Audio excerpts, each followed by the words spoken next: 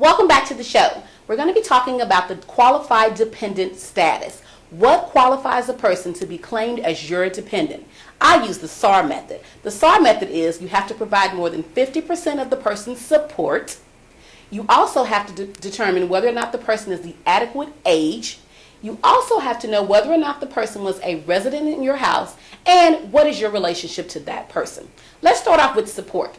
Since you have to determine whether or not you paid more than 50% of the person's support, there is a very easy way to do that. The easiest way would be to simply determine whether or not the person lived in your house, worked on a job, and what they actually applied to the household.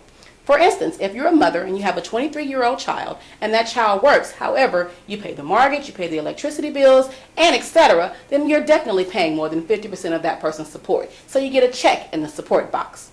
The next step is the age requirement.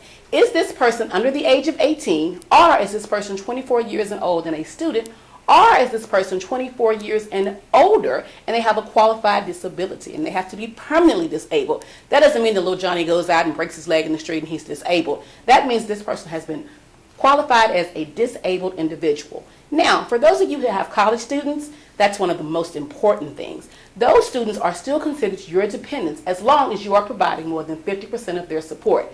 Doesn't matter if they're at home or in your house, they could be away at college and living in a dorm room. That person is still considered your dependent and they can be claimed. So therefore, you get a check in the age department.